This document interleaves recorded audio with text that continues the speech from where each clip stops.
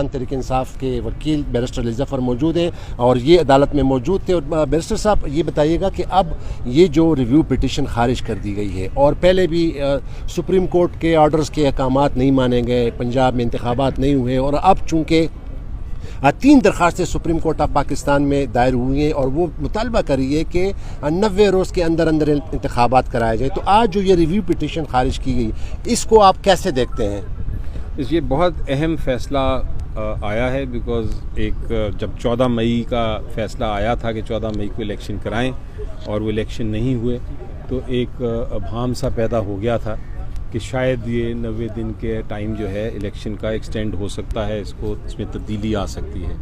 लेकिन आज जजमेंट के बाद जब ये रिव्यू डिसमिस हुआ है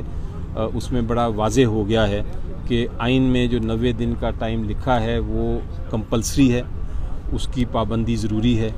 और ये भी वाज़े हो गया है कि कोई भी अदारा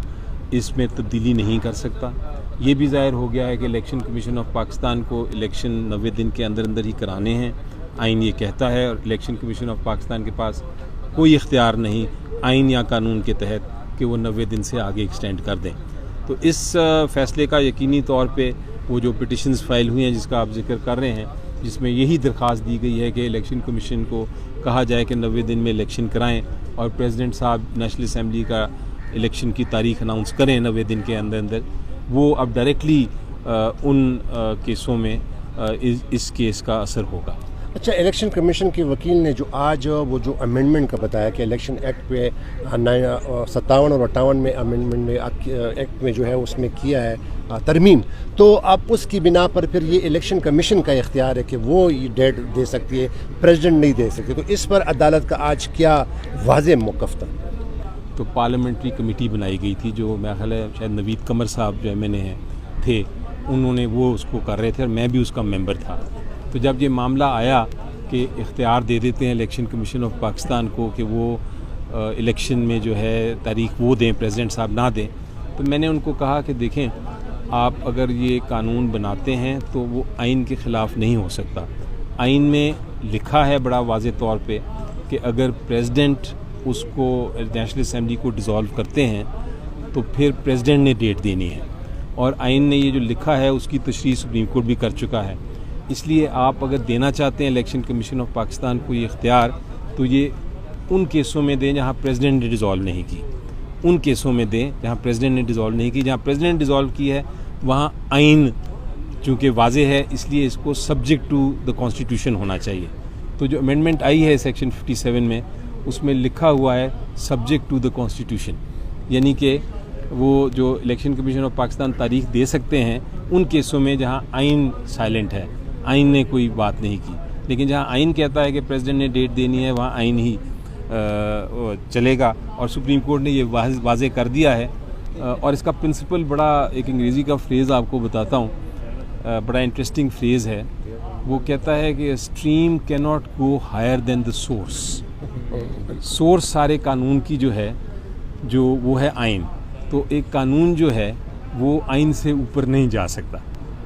अच्छा, एक आखिरी सवाल, ये जो अभी 3 दरख्वास्तें दायर हुई हैं सुप्रीम कोर्ट ऑफ पाकिस्तान में,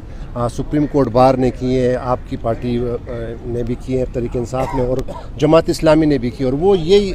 स्ट्रेस कर रहे हैं कि 90 दिन के अंदर इंतखाबात कराए जाएँ। तो आप क्या समझते हैं कि अगर अभी तो वो दरख्वास्तें नहीं लगाई गई हैं, पता नहीं उसकी हियरिंग कब होगी, लेकिन अगर उस दरख्वास्तों पर आप क्या समझते हैं कोई ऐसा फ़ैसला आ सकता है? क्योंकि पहले तो सुप्रीम कोर्ट के फ़ैसलों पर अमल नहीं किया गया, तो इस वक्त चूँकि चीफ जस्टिस साहब उमर अता बंदियाल साहब रिटायर होने भी जा रहे हैं, उन्होंने कहा था एक केस के दौरान कि मैंने अपने तमाम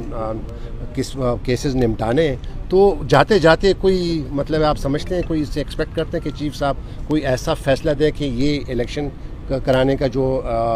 मुतालबा है वो इस पर कोई वाज़ेह आर्डर दे दें, स्ट्रिक्ट आर्डर दे दें? मैंने बिल्कुल कर सकते हैं, क्योंकि उसकी वजह ये है कि अब तो बड़ा फ़ैसला क्लियर हो गया आज के बाद कि 90 दिन में इलेक्शन कराने हैं, और वो जो दरख्वास्त दी गई है उसमें यही कहा गया है कि 90 दिन में इलेक्शन की डेट दें। तो इसकी हेयरिंग जल्द हो सकती है क्योंकि उसमें कोई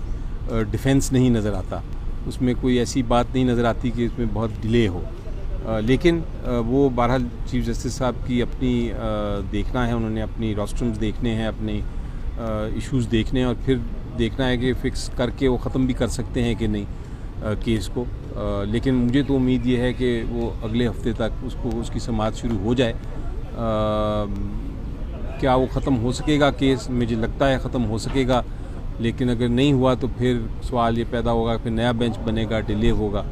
और गुंजाइश डिले की है नहीं, क्योंकि 90 दिन का एक एक दिन गुजर रहा है। अच्छा, इसके आप जो कहते हैं ना कि सब्जेक्ट टू द कॉन्स्टिट्यूशन, तो मैं कहूँगा कि सब्जेक्ट टू द इम्प्लीमेंटेशन, क्योंकि